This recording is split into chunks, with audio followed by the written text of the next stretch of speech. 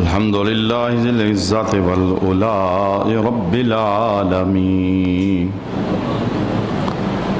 الصلاة والسلام على سيد الأنبياء والمرسلين والعاقبة للمتقين أما بعد فأعوذ بالله من الشيطان الرجيم بسم الله الرحمن الرحيم وما أنفقتم من شيء فهو يخلفه وهو خير الرازقين صدق الله مولانا العظيم إن الله وملائكته يصلون على النبي يا أيها الذين آمنوا صلوا عليه وسلموا تسليما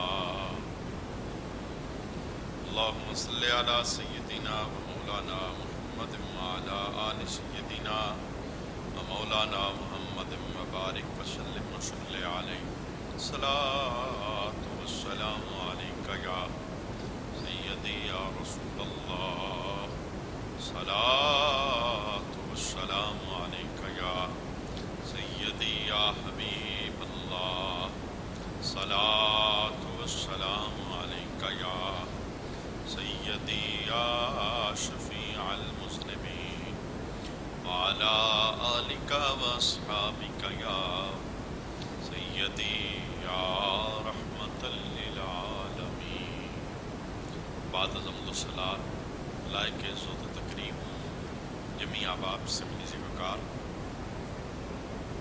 آج کی جمعہ کی نشست میں دو عنوانات پر مختصرا گفتگو شامل کریں گے۔ ایک شوال کے اس مہینے کے حوالے سے آقا حضور رحمت عالم صلی اللہ علیہ وآلہ وسلم کی جو تعلیمات ہیں انہیں ہم سیکھیں گے، اور دوسرا عشر کے حوالے سے کچھ پیغام ہم آج کی نشست کے اندر سماعت کریں گے۔ پہلے نمبر پر عشر کی فضیلت اور عشر کیا چیز ہے۔ مال جو اللہ تعالیٰ فرماتا ہے اس کو پاک کرنے کے لیے زکوٰۃ کا رب کائنات نے قانون دیا ہے۔ سونا چاندی ہو، مال تجارت ہو، نقدی رقم ہو، اسی طرح زمین میں سے جو کچھ نکلتا ہے فائدے کے لیے، جو فصل بھی ہم نکالتے ہیں تو اس فصل کو پاک کرنے کے لیے جو زکوٰۃ کا ہمیں نصاب دیا گیا اسے عشر کہا جاتا ہے۔ اور اس کی فضیلت پر بے شمار قرآن پاک کی آیات موجود ہیں۔ دو آیتیں ہم سیکھنے کا اہتمام کرتے ہیں۔ ہمارے ہاں صرف گندم ہی کا عشر دیا جاتا ہے، وہ بھی تمام لوگ دیانتداری کے ساتھ ادا کرنے سے قاصر ہیں۔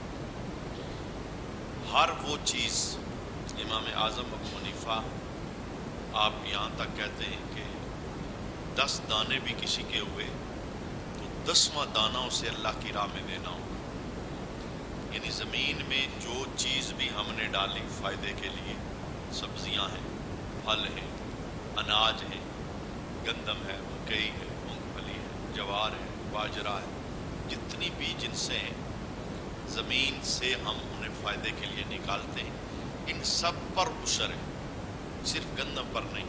یعنی یہ ایک مغالطہ ہے جس کو میں نے شریعت کی روشنی کے اندر ختم کرنے کی کوشش کی کہ ہر وہ چیز جو زمین سے فائدے کے لیے نکالی جائے، قلیل ہے یا کثیر ہے، یعنی تھوڑی ہے یا زیادہ، اس کا کوئی شریعت نے زاویہ بیان نہیں کیا کہ تھوڑی ہے تو پھر نہیں دینا، زیادہ ہے تو پھر دینا ہے۔ اور یہ بھی شریعت نے کوئی اصول بیان نہیں کیا کہ امیر بندہ عشر دے گا اور غریب نہیں دے گا۔ ہر وہ بندہ جس نے زمین سے فائدہ لیا ہے وہ خود امیر ہے یا غریب ہے، یہ کسی جگہ پر کوئی قانون نہیں ہے، ہر ایک دے گا عشر کے اندر۔ باقی جتنے بھی معاملات ہیں، قربانی صرف مالدار لوگوں پہ ہے، زکوٰۃ مالدار لوگوں پہ، صدقہ فطر مالدار لوگوں پہ، لیکن عشر یہ مالدار پر بھی ہے اور غریب پر بھی، یعنی جو بھی زمین کو کاشت کرے گا اور اس سے فائدہ لے گا تو یہ اس زمین سے لیا جانے والا فائدہ اس کو پاک کرنے کے لیے، اس فصل کو طاہر کرنے کے لیے اللہ رب العالمین نے عشر کا نظام قائم فرمایا ہے۔ عشر کو عشر اس لیے کہتے ہیں کہ عموماً 10واں حصہ، عشر عشرہ سے بنا اور عشرہ 10 کو کہتے ہیں، 10واں حصہ اللہ کی راہ کے اندر مال کو پاک کرنے کے لیے جنس کی صورت کے اندر یا نقدی کی صورت کے اندر دیا جاتا ہے، اس لیے اسے عشر کہا جاتا ہے۔ لیکن وہ زمینیں جہاں پر پیسوں کا پانی لگتا ہے، ٹیوب ویل کا پانی لگتا ہے، یا بارانی نہیں ہے بلکہ ذاتی پانی کے ذریعے ان زمینوں کی کاشت ہوتی ہے، تو وہاں پہ 10واں حصہ نہیں بلکہ وہاں پہ 20واں حصہ ہے۔ یعنی جس بندے کو اللہ 20 من دے تو 19 من اس کے اور 1 من اللہ کی راہ۔ اور جو ہمارا علاقہ ہے یہ ساری بارانی زمینیں ہیں، یعنی قدرتی پانی بارشوں کا لگتا ہے، یہاں پانی کے لیے ہم کوئی خرچہ نہیں کرتے، یا ٹیوب ویل یا دیگر کوئی ذریعہ نہیں ہے پانی لگانے کا، یہ بارانی زمینیں ہیں، تو یہاں ہمارے اوپر 10واں حصہ ہے۔ چونکہ عموماً 10واں ہی کاسٹ ہوتا ہے، اس لیے عشر عشرہ سے بنا، یعنی 10واں حصہ اللہ کی راہ کے اندر دینا۔ یہ تو اس کے لیے ہے، یہ قانون جو میں نے بیان کیا کہ اگر 20 من ہے، وہ علاقے جہاں پانی پیسوں کا لگتا ہے تو وہ 1 من دیں گے، اور بارانی علاقہ ہمارا اگر 10 من ہے تو 1 من اللہ کی راہ میں دیں گے، 9 من ہمارے ہیں۔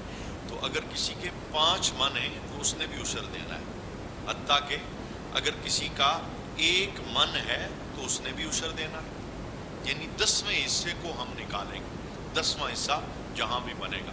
یہ تو خالی میں نے مثال سمجھانے کے لیے 10 من کی بات کر لی، ایسا نہیں کہ 10 من ہوگا تو عشر ہوگا، 1 من بھی ہوگا، بلکہ 10 کلو بھی اگر ہوگا تو 9 کلو ہمارے ہیں اور 10واں ہم نے اللہ کی راہ کے اندر دینا ہے۔ یہ اس کا آسان ایک اصول اور کلیہ ہے۔ اس کی فضیلت پر بے شمار احادیث ہیں، بے شمار قرآن کی آیات ہیں۔ ایک آیت کریمہ ہم سماعت کرتے ہیں۔ انسان کے دل کے اندر یہ خیال اور خدشہ ہمیشہ یہ رہتا ہے کہ جب میں مال دوں گا میرا کم ہو جائے گا، یا میرا نقصان ہو جائے گا، یا میرا خرچہ بہت ہوا ہے تو اب میں اس پر مزید خرچ کروں گا تو میرے پاس تو پیچھے کچھ نہیں بچے گا۔ اس کمزوری کو دور کرنے کے لیے رب کائنات نے قرآن پاک کے اندر ایک حصہ نازل فرمایا تاکہ مسلمانوں کا عقیدہ، ایمان اس بات پر قائم رہے کہ اللہ کی راہ میں دینے سے مال کم نہیں ہوتا، وہ زکوٰۃ ہو، وہ قربانی ہو، وہ صدقہ فطر ہو، وہ نفلی صدقے ہوں یا عشر ہو، کچھ بھی ہو جو رب کی راہ کے اندر دیا جائے وہ کم نہیں ہوتا، اس کا فائدہ ہے۔ اچھا کیا فائدہ ہے؟ اللہ ارشاد فرماتا ہے وَمَا أَنفَقْتُم مِّن شَيْءٍ فَهُوَ يُخْلِفُ، اور جو چیز تم اللہ کی راہ میں خرچ کرو گے اللہ اس کے بدلے میں تمہیں اور دے گا۔ یعنی یہ قانون بیان کیا رب کائنات نے کہ میری راہ میں دینے سے کم نہیں ہوگا، تم میرے ساتھ سودا کر لو، تم جب میری راہ میں دو گے تو میں تمہیں اور دوں گا۔ اب یہ میں اور کتنا دوں گا اس کی مثال اگلی آیت کے اندر موجود ہے، اور رب کائنات نے ارشاد فرمایا وَهُوَ خَيْرُ الرَّازِقِينَ، وہ سب سے بہتر رزق دینے والا ہے، سب سے بڑا کارساز، سب سے بڑا رزاق، جو پتھر کے اندر کیڑے کو بھی رزق دینے کی ڈیوٹی کر رہا ہے، جو سمندر کے اندر مچھلیوں کے رزق کا ضامن، جو دریاؤں اور ویرانوں کے اندر، جنگلوں اور صحراؤں کے اندر ہر جاندار، اور علامہ علوسی نے رول بیان کے اندر لکھا 18,000 مخلوقات اللہ نے پیدا فرمائی، اور ہر مخلوق کے رزق کی ذمہ داری اللہ نے اپنے ذمہ کرم پر لی، اور ان 18,000 مخلوقات میں سے ایک انسان ہے جسے اپنے رزق کی بڑی فکر ہوتی ہے، اور یہ رزق کی خاطر رزاق کو بھول جاتا ہے، اور یہ رزق کی خاطر رزق دینے والے کو بلا دیتا ہے۔ باقی جتنی بھی مخلوقات ہیں صبح نکلتی ہیں، شام پیٹ بھر کے واپس آ جاتی ہیں۔ ہر ایک ایسی مخلوق ہے جس نے کوئی خزانہ جمع نہیں کیا، جس کا کوئی بینک بیلنس نہیں، جس کا کوئی اکاؤنٹ نہیں، جس کے نام کوئی جائیدادیں نہیں۔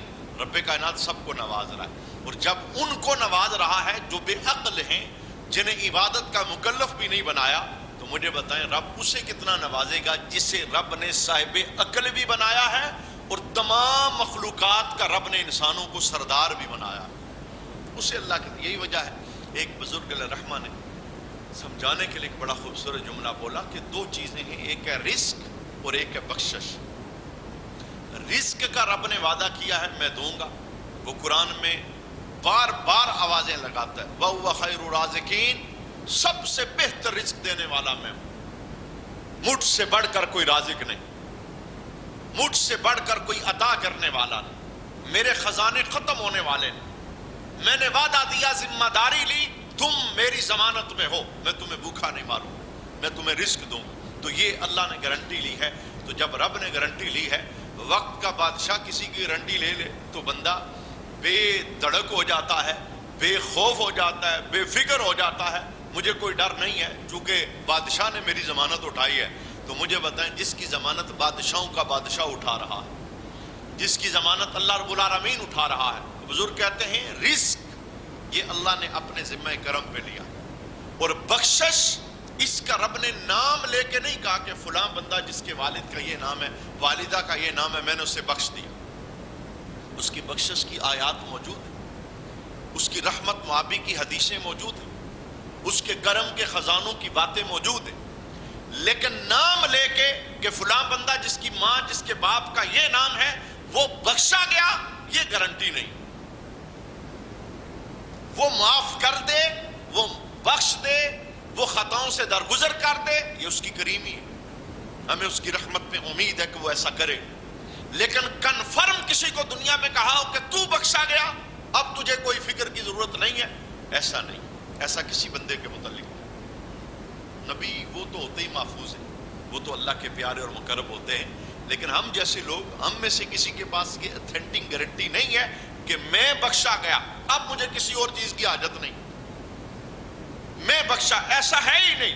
وہ بزرگ کہتے ہیں جس چیز کے متعلق رب نے گارنٹی دی ہے کہ میں ضمانت لیتا ہوں، اس کی تو سارے ہی فکر کر رہے ہیں، اور جس کی رب نے گارنٹی نہیں لی اس کی کوئی فکر ہی نہیں کر رہا۔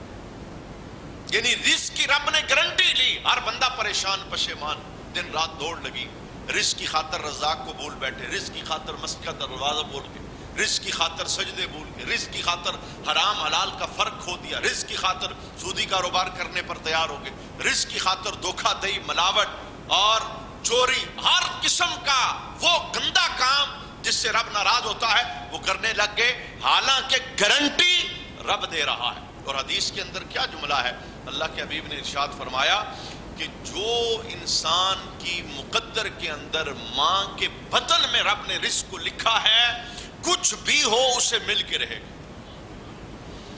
روکنے والے روک لیں، دیواریں لگا لیں کہ ہم اس تک پہنچ نہیں دیں، رب نے کہا میری گارنٹی ہے میں پہنچاؤں۔ لیٹ ہو سکتا ہے، یہ اللہ کی حکمتوں میں سے ایک حکمت ہے، لیکن ایسا کبھی نہیں ہوگا کہ نہ پہنچے، جی اس نے گارنٹی دی ہے میں پہنچاؤں گا، پہنچے گا۔ اور جب تک میرے محبوب نے خطبہ عود کے اندر کیا جملہ ارشاد فرمایا تھا صحابہ کے مجمع میں کہ میرے صحابہ جب تک اپنے رزق کا آخری لقمہ نہیں کھا لو گے تب تک موت آنی نہیں۔ جو رب نے مقدر کیا ہے وہ کھاؤ گے تو موت آئے گی، اور جب تک اس کا ایک لقمہ بھی باقی ہے وہ تمہیں ملے گا نہیں تو موت نہیں آئے گی۔ یہی وجہ ہے جب انسان کا آخری ٹائم آتا ہے، حضرت اسرائیل کا ہاتھ انسان پہ پڑ جاتا ہے، ہم پانی منہ میں ڈالتے ہیں تو پانی بندہ نکال دیتا ہے، ہم چاہتے ہیں یار کوئی میٹھے کا ایک چمچ لے لے، ہم خوراک کی نالیوں کے ذریعے ڈالتے ہیں لیکن وہ بھی باہر نکل جاتا ہے، وہ کوئی چیز اندر ٹکنے کا نام نہیں لیتی، اس کے پیچھے بھی ایک راز ہے۔ میرے محبوب فرماتے ہیں جس فرشتے کی ڈیوٹی ہے رزق کی، وہ بندے کے پاس آ کے یہ پیغام دے کے اس سے جاتا ہے کہ آج میں شرق و غرب گھوما ہوں، شمال و جنوب گیا ہوں، مجھے تیرے حصے کا ایک دانہ بھی نہیں ملا، ختم ہو گیا تیرا رزق۔ اور جس کی ڈیوٹی ہے پانی پہنچانا، وہ فرشتہ بھی آ کے کہتا ہے میں سمندروں سے چکر لگا کے آیا ہوں، تیرے حصے کا ہی قطرہ بھی باقی نہیں۔ یعنی تو اپنے حصے کا رزق بھی کھا چکا ہے اور تو اپنے حصے کا پانی بھی پی چکا ہے، اب اسرائیل آ رہے ہیں تجھے لینے کے لیے۔ تو جب تک انسان اپنا رزق پورا نہیں کرتا اس نے دنیا کو چھوڑنا کتنے بڑے بڑے مالدار. سکندر کوئی چھوٹا مالدار تھا, دنیا پر حکومت کرنے والا. حالت سفر کے اندر موت آ گئی تو وصیت کر کے جاتا ہے, اے میرے پیارو مجھے کفن دینا تو میرے دونوں ہاتھ کفن سے باہر رکھنا. پوچھا گیا وجہ, کہا دنیا کو مغالطہ نہ لگے کہ سکندر اعظم دنیا پہ حکومت کرنے والا کفن میں چھپا کے کچھ لے کے جا رہا ہے, میں بتا کے جا رہا ہوں کہ خالی ہاتھ دنیا چھوڑ کے جا رہا. خزانے جتنے بھی ہوں وہ ادھر ہی رہتے ہیں, ان کا مالک ہم میں سے کوئی نہیں ہوتا. ہمیں اپنے حصے کا کام کرنا چاہیے, ہمیں رب کو ناراض نہیں کرنا چاہیے. ہم اس دوڑ کے اندر جمع جمع جمع رب کو ناراض کیا, رب کو خفا کیا, مال کا حق ادا نہ کیا. گدم تھی, عشر تھا, زکوٰۃ تھی, صدقہ فطر تھا, قربانی تھی, ہم سام بن کے بیٹھے رہے. ہم نے حقدار کا حق, ہم نے دل میں یہ رکھا یار بچا کے رکھ رہے ہیں, مشکل ٹائم کام آئے گا. یہ کون سی بڑی مشکل ہے جب انسان قبر میں جاتا ہے, اس سے بڑھ کر کوئی مشکل نہیں. اور ہماری روح نکلے گی, ہمارا جمع کیا ہوا ہمارا تو رہے گا ہی نہیں, وہ تو ہوگا سارے وارثوں. میرے محبوب کریم علیہ السلام نے فرمایا نا, انسان کے 3 دوست. سب سے پہلا انسان کا دوست انسان کا مال ہے. حضور کب تک ساتھ ہے؟ فرمایا جب تک جی رہے ہو, جب تک سانسیں چل رہی ہیں. مال تمہارا ہے تم مال کے, کوٹھی تمہاری تم کوٹھی, کار تمہاری تم کار, جائیداد تمہاری تم جائیداد, بینک بیلنس تمہارا تم بینک بیلنس کے. حضور کب تک چلے گا؟ فرمایا جب تک سانس جڑی ہے. ادھر آ کے سانس کی مالا کٹے گی, سب سے پہلے جو یاری چھوڑے گا وہ تمہارا مال ہے. اب وہ تمہارا نہیں ہے, تمہارے وارثوں کا. گاڑی, جائیداد, مال و دولت, بینک میں, وہ تمہارا ہے ہی نہیں. میں کہتا ہوں جو آخری ٹائم ہے جب اسرائیل کا ہاتھ پڑ جاتا ہے, جس کو قرآن نے کہا ٹک ٹکی باندھ کے بندہ دیکھ رہا ہوتا ہے, روح نکلنے کی پوزیشن, اس وقت بھی بندہ مال سے ہاتھ دھو بیٹھتا ہے. کیونکہ میرے حبیب کے دربار کے اندر اس بندے کے متعلق بتایا گیا, یا رسول اللہ فلاں بندہ ہے, مرنے لگا تو اس نے کہا میرا فلاں باغ اللہ کی راہ میں, میری فلاں جائیداد اللہ کی راہ میں, میرا فلاں مال اللہ کی راہ میں. تو اللہ کے حبیب نے کیا ارشاد فرمایا؟ فرمایا یہ جب اسرائیل آگے روح لینے کے لیے, یہ تو اس کا تھا ہی نہیں, یہ کیسے دے سکتا ہے اللہ کی راہ میں؟ مال اس کے وارثوں کا ہو گیا, اب مرضی ان کی ہے, اب اس کی مرضی نہیں. اور میں یہ کہتا ہوں کماؤ, ہزاروں لاکھوں کروڑوں کماؤ, جمع کرو, دنیا اچھی بناؤ, گھر اچھے بناؤ, کاروبار اچھے, لیکن رب کا حق ادا کرو. ایسا نہ کرنا سب کمائی کے اندر رب کے حق کے اندر کوئی ڈنڈی مارو. وجہ یہ ہے سب کچھ ادھر رہ جائے گا. کل قیامت کے دن ہمارے گریبان میں میرے محبوب نے کیا ارشاد فرمایا؟ وہ مال جس کا بندے نے حق ادا نہیں کیا, وہ نقدی تھی, مال تجارت تھا, غش پڑ جاتی ہے لوگوں کو, تاجروں کو غش پڑ جاتی ہے جب انہیں کہو نا بھائی کاؤنٹ کرو دکان کے اندر سودا کتنا پڑا ہے, ایک ایک چیز کا حساب کرو. اگر 60 لاکھ روپیہ دکان میں ڈالا ہے, اس کی زکوٰۃ کاؤنٹ کرو کتنی بنے. کہتے ہیں یہ کیسے کریں ہم, یہ تو بڑی میں نے محنت کی ہے. یہی تو امتحان ہے, یہی تو آزمائش ہے. اور اگر حق ادا نہ کیا تو کیا ہوگا؟ یہ مشکات کی حدیث ہے, اللہ کے حبیب نے ارشاد فرمایا وہ سونا, وہ چاندی, وہ مال تجارت, وہ نقدی رقم, وہ زمین سے نکلنے والی اجناس جن کا بندے نے حق نہیں ادا کیا, بزم عشر کے اندر یہ مال ایک گنجے سانپ کی صورت میں بندے پہ مسلط ہو جائے اور اس کے گلے کا توق بنے گا, اور حشر کے میدان میں بندہ بھاگتا پھرے گا, اور یہ مال اسے کیا کہے گا؟ انا مالو کا, انا کنزو کا, میں تیرا مال ہوں, میں تیرا خزانہ. تو جسے جوڑ کے رکھتا تھا رب کا تو نے حق نہیں دیا, آج سانپ کی صورت میں رب نے تیرے اوپر مجھے مسلط کر دیا. تو قرآن پاک کی اس آیت کے پیش نظر جن لوگوں کو اللہ نے زمین سے گندم کی صورت کے اندر فائدہ دیا ہے, انہیں چاہیے کہ حساب لگا کے اپنا عشر ادا کریں. یہ جو خام خیالی ہے نا, خرچے بڑے ہیں جی, مشینوں کے خرچے ہیں, ٹریکٹر کے خرچے ہیں, بوائی ہے, روائی ہے, کھادیں ہیں, یہ ہے وہ ہے, یہ کوئی خرچہ بھی بیچ میں سے نہیں نکالنا. اگر خرچے بڑے ہیں تو پھر دیکھو نا عطا بھی تو اتنی بڑی ہے. اگر تم نے خرچے کیے تو پہلے 400 من ہوتا بھی تو نہیں تھا. جو ہل چلاتے تھے ہاتھوں سے, پھر ان کے من بھی تو 10-20 ہی ہوتے تھے. اور آج اگر 100 من 200 من اللہ دے رہا ہے تو انہی خرچوں کے نتیجے میں دے رہا ہے، یہ وہ فائدہ ہے۔ تو یہ جملہ بولنے کا معنی یہ کہ ان میں سے کوئی خرچہ نہیں نکالنا کہ میں یہ سارے پہلے خرچے نکالوں پھر میں عشر ادا کروں گا۔ عشر جتنا رب نے دیا، 100 من دیا، 100 کے 100 من کا عشر دینا، 200 من دیا، سارا اس کا عشر دینا اللہ کی راہ کے اندر، تب جا کے گندم پاک ہوگی۔ وگرنہ چونکہ یہ معاشرے کے تجربے ہیں نا، اور ان تجربوں سے میں بہت سبق لیتا ہوں اور میں انہیں اپنی زندگی کا حصہ بناتا ہوں، اور ہم سب کو لینا چاہیے۔ ایک مسلمان، اس نے عشر نہیں دیا، ترغیب پر بھی نہیں دیا، اسے بولا بھی تو کہتا ہے خرچے بڑھے، لیکن 6 مہینے کے بعد وہ گندم کے اندر ایک سسری پڑتی ہے، اللہ کی طرف سے مسلط کیا گیا کیڑا، اس نے اسے بھوسا بنا دیا، اور وہ انبار سے نکل کر گندم وہ ردی کے ڈھیر پہ پڑی تھی۔ کیا ہوا جی؟ غرق ہو گئی ساری۔ اللہ یوں غرق کرتا ہے، جب تم نہیں نکالو گے تو رب کو نکالنا آتا ہے۔ تو اگر ایسے نکلے تو پھر کیا فائدہ؟ پھر تو دل پہ داغ بھی رہے گا، دکھ بھی رہے گا، مجرم تو میں بن گیا، میرے ہاتھ بھی کچھ نہیں آیا۔ اچھا حدیث سنیے، آقا حضور رحمت عالم صلی اللہ علیہ وآلہ وسلم نے اس پر کیا جملہ ارشاد فرمایا۔ میرے محبوب کریم علیہ السلام ارشاد فرماتے ہیں کہ حضرت جابر اس حدیث کو روایت کرتے ہیں، میرے محبوب کریم علیہ السلام نے ارشاد فرمایا، زمین پر جب بھی کسی کا مال ضائع ہوتا ہے، تلف ہوتا ہے، اکثر ایسا ہوتا ہے کہ اس نے زکوٰۃ نہیں ادا کی۔ یعنی جو بندہ یہ چاہتا ہے میرے مال کے گرد حفاظت کا پہرا لگے، یہ ضائع نہ ہو، یہ لٹے نہ، یہ تلف نہ ہو، تو میرے حبیب نے اس کا طریقہ بتا دیا، فرمایا زکاتیں ادا کرو، رب تمہارے مال کی خود حفاظت فرمائے۔ کوئی بندہ چھوڑو گے تو شاید وہ حفاظت نہ کر سکے، وہ خود چور نکلے۔ اپنے مالوں کو رب کی حفاظت کے پہرے میں دے دو۔ مال انسان کے لیے شر کا سبب بنتا ہے۔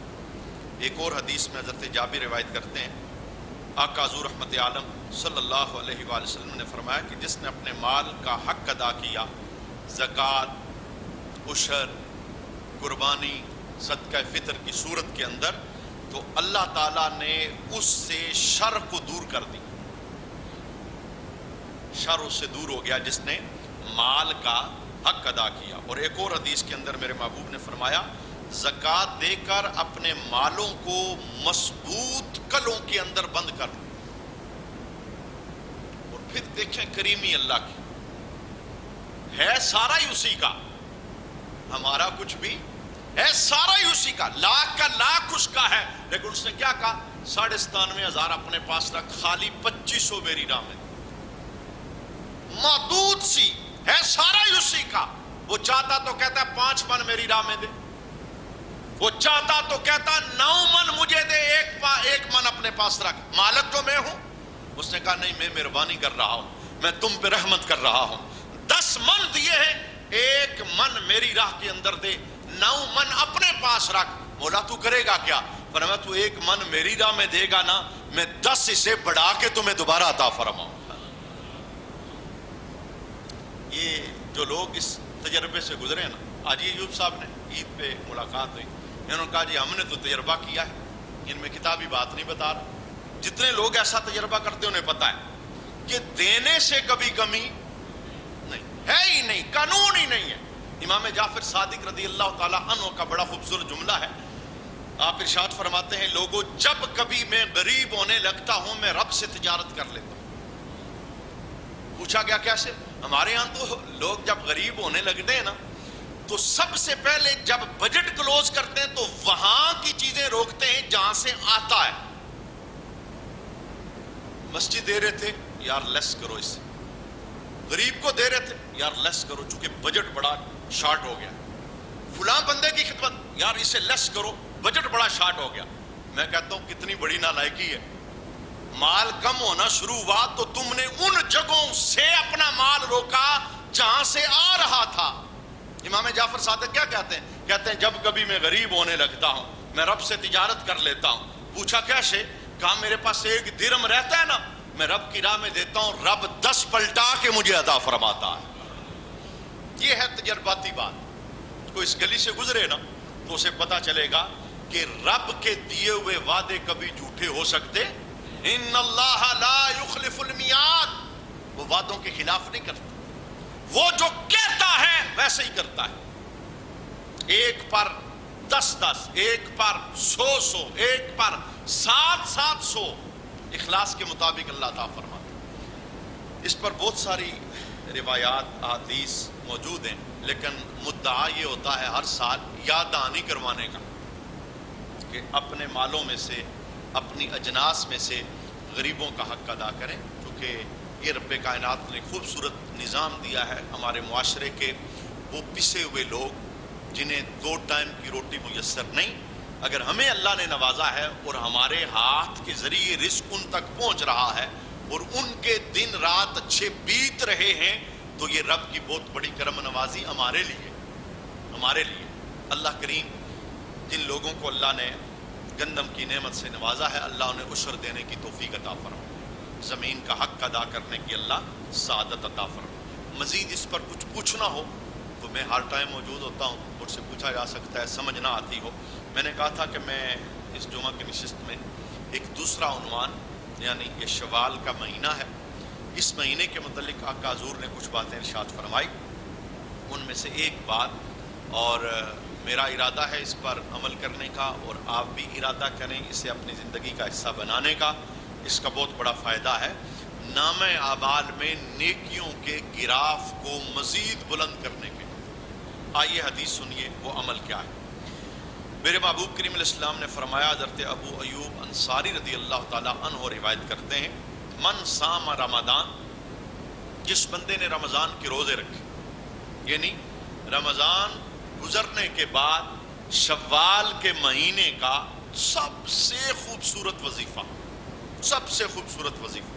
آقا حضور فرماتے من صام رمضان، جس نے رمضان کے روزے رکھے، ثم اتبعہ 6 من شوال، اور رمضان گزرنے کے بعد جس نے شوال کے مہینے میں 6 نفلی روزے رکھے، 6 نفلی روزے رمضان گزرنے کے بعد۔ اب دیکھیں یہ تو ذوق شوق کی بات ہے، میرے محبوب کریم علیہ السلام نفلی روزوں کا اتنا ذوق رکھتے تھے، ہر ہفتے میں رسول اللہ 2 روزے نفلی لازمن رکھا کرتے، پیر شریف کا روزہ، جمعرات کا روزہ، ہر مہینے کے اندر ایام بیس 3 دن کے روزے، یہ نفلی روزوں کے ساتھ کانٹیکٹ، اور اس کے فوائد پھر علیحدہ حدیث کے اندر میرے محبوب نے بہت زیادہ بیان فرمائے، لیکن خصوصاً شوال کے مہینے کے 6 نفلی روزے، اس کا فائدہ سنیے۔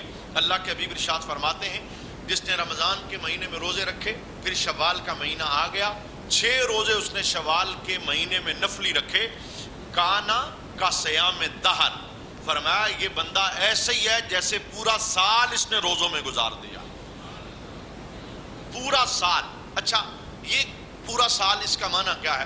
چونکہ اصول شرع کا یہ ہے الحسنۃ بعشر امثالھا، ہر نیکی پر رب 10 گنا بڑھا کے عطا فرماتا۔ ہم نے رمضان کی، اور اس دفعہ دیکھیں اللہ کا بڑا فضل ہے، رمضان کے 30 روزے اللہ نے ہمیں عطا فرمائے، بہت بڑی سعادت مندی ہے، یہ اسی کی عطا کا نام ہے۔ 30 روزے رمضان کے، اور اگر 10 گنا اسے بڑھایا جائے یہ بنتا ہے ٹوٹل 300۔ سال کے دن ہوتے ہیں 360 365، تو چونکہ ہمارے جو دنوں کی کاؤنٹنگ ہے نا چاند کے حساب سے ہوتی ہے، اور چاند کے حساب سے تقریباً 360 کے لگ بھگ بنتے ہیں، تو ہم نے 30 رکھے رمضان کے، ٹوٹل ہو گئے 300، 6 مزید رکھیں گے 10 کے ساتھ اسے ملٹی پلائی کریں، یہ 60 بن جائے گا، 360، یعنی پورا سال رب روزوں کا اجر اور ثواب عطا فرمائے۔ اور اس کے لیے ایک اصول ذہن میں رکھیں، بعض لوگوں کے ذہن میں ہے کہ جو شوال کے 6 روزے انہیں اکٹھے رکھنا ہے اور رمضان کے فوراً بعد رکھنا ہے، اس طرح کا کوئی اصول مذہب نے بیان نہیں کیا، یعنی ابھی رمضان گزر گیا ہے، آپ چاہیں تو کل ایک رکھ لیں، چاہے تو پھر 2 دن کا وقفہ کریں پھر ایک رکھ لیں، پھر 2 دن وقفہ کریں پھر ایک رکھ لیں۔ اس میں شریعت نے یہ بیان نہیں کیا کہ اکٹھے رکھنے، پورے مہینے میں 6 روزے رکھنے، جب بھی رکھیں تو یہ 6 کی گنتی پوری ہوگی، اللہ اس کا اجر ثواب عطا فرمائے گا۔ اور فائدہ بہت بڑا ہے اس کا، یعنی پورا سال اللہ نفلی روزوں کی عبادت کا اجر ثواب عطا فرمائے۔ دوسری بات، رمضان شریف کے مہینے کے اندر ہو سکتا ہے کوئی بیمار ہوا ہو سکتا ہے کوئی مسافر بھی ہو سکتا ہے کسی کی آنکھ نہیں کھلی اور سحری کے بغیر وہ روزے کو کمپلیٹ نہیں کر سکا، ہو جاتا ہے اس طرح۔ اگر کوئی عارضہ ہوا رمضان میں، روزہ رہ گیا، فرضی روزہ، وہ کوشش کریں اسی مہینے میں اول فرصت کے اندر وہ فرض روزہ قضا کر ڈالیں۔ وقت گزر جائے گا، اگلا رمضان آ جائے گا، آپ کے ذہن سے یہ بات محو ہو جائے گی، آپ بھول جائیں گے، فرض کا بوجھ آپ کے سر پر باقی رہے گا، یہ بوجھ لے کے آپ اللہ کے دربار میں جائیں گے، بہت مشکل کام ہو جائے گا۔ فرض کی کسی صورت کے اندر کوئی معافی، ہاں اللہ چاہے تو معاف کر دے، اسے کوئی پوچھنے والا، جو شرع نے قانون بیان کیا ہے فرض تب ہی ادا ہوتا ہے جب اسے ادا کیا جائے۔ ایک بندے پہ فرض روزے رہتے ہیں، فرض نمازیں رہتے ہیں، اس کے پیچھے 50 لاکھ روپیہ صدقہ ہو رہا ہے، قانون یہ نہیں کہ صدقے سے نمازیں معاف ہو جائیں گی یا اس صدقے سے روزے معاف ہو جائیں گے، قانون یہ نہیں جو شریعت نے بیان، اللہ چاہے تو معاف کر دے، اسے کوئی پوچھنے والا نہیں ہے، لیکن شریعت نے رسول بیان کیا فرض فرض ہے، اس کی اہمیت کو سمجھنا چاہیے، یہ کسی صورت کے اندر معاف نہیں ہوتا، یہ تب ہی ادا ہوتا ہے جب اسے ادا کیا جائے۔ اس لیے جس کے فرضی روزے رہ گئے وہ بھی اس مہینے کے اندر کوشش کرے۔ ابھی بھی ایسا ہے، یعنی بہت شدت والی گرمی نہیں آئی، بہت شدت والی گرمی نہیں، اگر ہفتے میں 2 روزے بھی ہم رکھ لیں نا تو ہم رکھ سکتے ہیں، اور اس کا جو سب سے بڑا فائدہ ہے وہ یہ ہے کہ رمضان شریف کے اندر روزوں کی برکت سے جو دل کے اندر تقوی کے پھول کھلتے ہیں، اللہ تعالیٰ ان تقوی کے پھولوں کو آبادی نصیب کرتا ہے۔ روزوں کی وجہ سے وہ آباد رہتا ہے، دل کھلا رہتا ہے، منور رہتا ہے، رب کی یاد سے بندہ روشن و منور رہتا ہے۔ ایک تیسری اور آخری گزارش اس مہینے کے حوالے سے، چونکہ رمضان کا مہینہ گزرا ہے، میں نے یعنی ابھی رمضان شروع نہیں ہوا تھا، اس سے پہلے جمعے میں گزارش کی تھی کہ رمضان شریف کے مہینے کے اندر سحری کے وقت تہجد کی ہر بندہ کوشش کرے، اور مجھے امید ہے کہ جو مسلمان بھی سحری کے لیے اٹھا اس نے تہجد کے نفل لازمی پڑھے ہوں۔ بہت خوبصورت عبادت ہے، بہت خوبصورت عبادت ہے۔ اگر آپ یہ چاہتے ہیں کہ آپ تنہائی کے اندر رب کے دربار میں اپنی عرضی پیش کریں، آپ مانگیں، رب آپ کو عطا کر دے، تو تہجد کے ٹائم سے بڑھ کر کوئی اور ٹائم، پورا سال اب یہ رونق ہے۔ اب دیکھیں شریعت کا ایک اصول اور ضابطہ ہے کہ کوئی کام بھی 40 دن مسلسل کیا جائے تو وہ بندے کی عادت کا حصہ بن جاتا ہے۔ ابھی کچھ دنوں تک ایسا ہوگا کہ صبح نا آپ کی آنکھ 3 بجے کھل جائے گی، 2:30 بجے کھل جائے گی، کیوں؟ 30 دن سے ایک ہماری روٹین بنی ہے۔ اگر ہم اس روٹین کو برقرار کر لیں، اپنی زندگی کا حصہ بنا لیں، تھوڑی سی مشقت ہے، تھوڑی سی بس، چونکہ اب شیطان آزاد ہو گیا، وہ کوئی اچھا بھی کام کرنے نہیں دے گا، وہ رکاوٹ ڈالے گا، ہیلے بہانے کروائے گا، تھپکیاں لگائے گا، کہے گا بڑا ٹائم ہے سو جا، لیکن شیطان کے سارے ہیلوں کو توڑ کر اس کے ہتھکنڈوں کے خلاف جہاد کر کے اگر ہم 10 دن مزید کوشش کریں اور تہجد کی نماز اپنا زندگی کا ایک حصہ بنا لیں، رب کی عزت کی قسم میں لفظوں سے بیان ہی نہیں کر سکتا کہ اللہ کیا دیتا ہے۔ اس گلی میں آ کے دیکھو کہ رب کیا عطا فرماتا ہے، دل پر کتنے انوار و تجلیات کی بارشیں ہوتی ہیں، کیسے بندے کا رابطہ رب کی ذات کے ساتھ بحال ہوتا ہے۔ آپ تنہائیوں میں بیٹھیں گے، رب یاد کر کے آپ کی آنسو نکلیں، یہ رات کی نماز کا۔ اور میں سب سے بڑا فیض کیا ہے، یعنی اس حصے میں اگر آپ اٹھیں نا، تہجد کے ٹائم اٹھیں، دنیا سو رہی ہوتی ہے، اکثریت لوگوں کی محو خواب غفلت ہوتی ہے، اس ٹائم اگر اٹھیں تو آپ کو نسبت آمینہ کے لال کے اس ٹائم سے ہوگی کہ یہ وہ وقت تھا جب میرا سونا نبی مسجد نبی کے کونے میں مصلی پہ بیٹھ کے رب کے دربار میں آوازاریاں کیا کرتا۔ اور سب سے بڑی سعادت مندی میرے محبوب نے فرمایا عشر کا دن ہوگا، اللہ کریم ایک اعلان کرے گا دیکھیں بڑا شدت والا دن ہے. حساب کتاب کے بعد بھی جنت بندہ چلا جائے تو بہت بڑی رحمت مابی. حساب کتاب بڑا سخت. آقا حضور رحمت عالم نبی ہو کر تعلیم امت کی خاطر یہ دعائیں مانگا کرتے تھے، مولا میرا حساب آسان کر.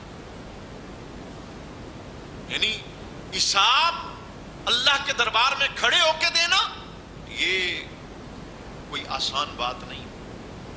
اور مجھے بتائیں وہ بندہ کتنا سعادت مند ہے جسے بزم حشر میں یہ کہا جائے جا تجھ سے حساب نہیں لیا جائے گا، بغیر حساب کے امن سے جنت میں داخل ہو جائے. کسی جگہ تجھے روکا نہیں جائے گا، کچھ پوچھا نہیں جائے گا. ہاں یہ کون ہوں گے؟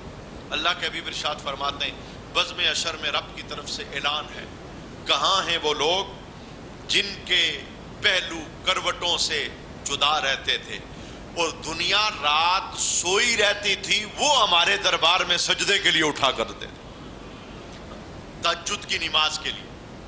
کہاں ہیں وہ لوگ وہ بزم حشر میں جدا ہو جائیں؟ اللہ کے حبیب نے خود کہا، فرمایا وہ تھوڑے ہوں گے معاشر کے مجمع میں، وہ تھوڑے ہوں گے، لیکن جب وہ جدا ہوں گے تو اللہ انہیں پروٹوکول دے گا اور اللہ فرمائے گا جاؤ بغیر حساب کے آج میں تمہیں جنت عطا فرما دوں.